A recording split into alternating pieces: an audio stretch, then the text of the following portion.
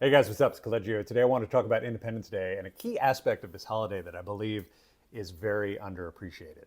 So if you go back to July 4th of 1776, 87 men of standing in the British colonies came together and signed a piece of paper that was essentially their own death warrant.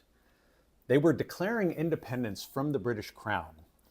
Brits at that point were the world's great power, arguably the most powerful, definitely the largest empire. And they were basically declaring war against the king by saying, you're no longer going to govern us. Your colonies are no longer colonies, they're independent. And when I say that they signed their own death warrants, it's really important to remember that of the 87 men who signed the Declaration of Independence, 5 were eventually captured, tortured, and murdered by the Brits. Another 11 had family members who ended up suffering the same fate. And what's remarkable is that these were all men of standing in that society. They had actually benefited from the colonial system. George Washington was one of the colony's biggest landholders. These were businessmen, landholders, people who were already in positions of power for the most part.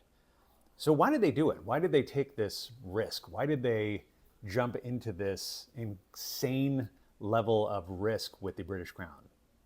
And the answer, I think, is that they had a vision for America that was far bigger and greater and more beautiful than the vision that the British Crown had. And they were willing to fight for it. The British Crown saw it as an extension of Britain, as a way to expand influence and to gain power and money through taxes. The colonists who sought independence decided that they wanted to create a new nation conceived in liberty and dedicated to the proposition that all men are created equal. Those are Thomas Jefferson's words, of course.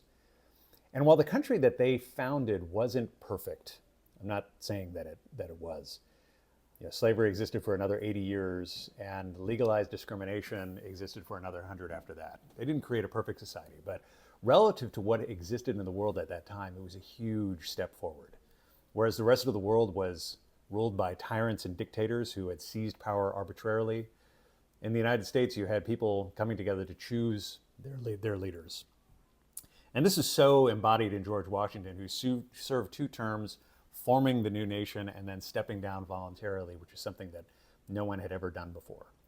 So I just wanted to leave today with that realization that the 87 men who signed the Declaration of Independence showed extraordinary courage in signing their own death warrants. And they had such a vision that they believed in that they were willing to do that, to take on all that risk and all that danger, to conceive a new nation that was going to be far better than the way that they had been ruled. So I hope you enjoyed this video. Please share it and have a great Independence Day.